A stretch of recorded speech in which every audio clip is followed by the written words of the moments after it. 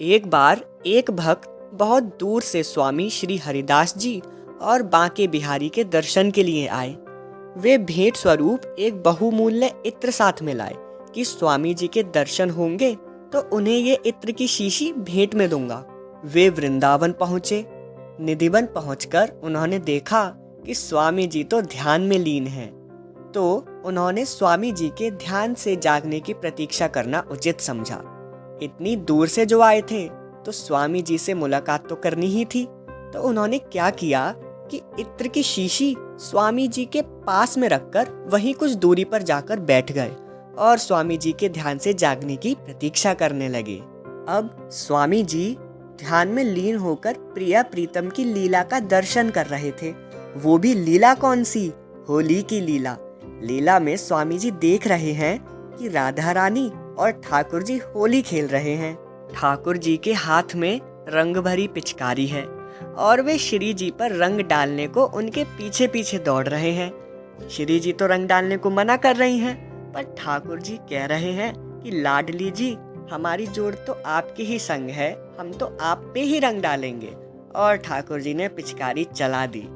ज्यों ही ठाकुर जी ने श्री जी के पिचकारी मारी, लाडली जू ऊपर से नीचे तक रंग में सराबोर है गईं। राधा रानी रंग में पूरी रंग गईं। अब इसके बदले में राधा रानी भी ठाकुर जी को रंग लगाएंगी। तो उन्होंने वही पिचकारी लेकर जब ठाकुर जी पर चलानी चाही तो पिचकारी खाली। अब ये तो गड़बड़ हो गई। ठाकुर जी को रंगना है पर पिचकारी तो खाली है, तो रंगे कैसे? ये लीला श्री हरिदास जी निधिवन में बैठे बैठे देख रहे थे। तो उन्होंने क्या किया कि जो वो व्यक्ति इत्र की शीशी लाए थे और स्वामी जी के बराबर में रख दी थी, वही शीशी स्वामी जी ने उठाई और भूमि में उड़ेल दी। सारा इत्र ब्रज की माटी में बहा दिया।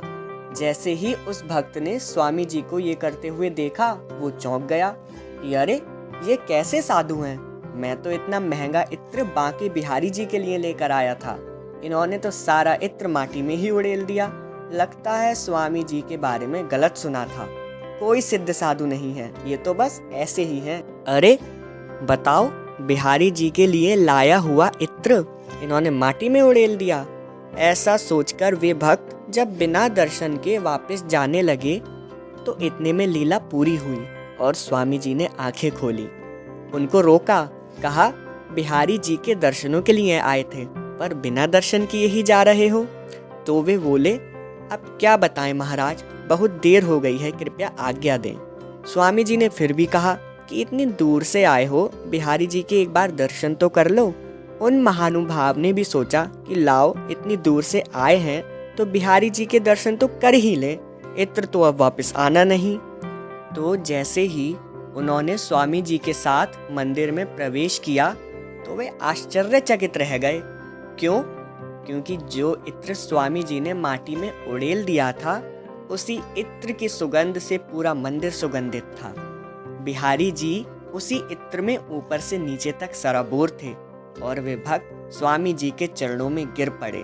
तो हुआ यूं था कि जब राधा रानी की पिचकारी खाली थी और वे ठाकुर जी पर रंग नहीं डाल पा रही थी, तो हरिदास जी ने वो इत्र भूमि पर उड़ेला, पर वो इत्र सीधा पहुंचा लाडली श्री जी की पिचकारी में और लाडली जू ने कन्हैया को पूरा इत्र से रंग दिया।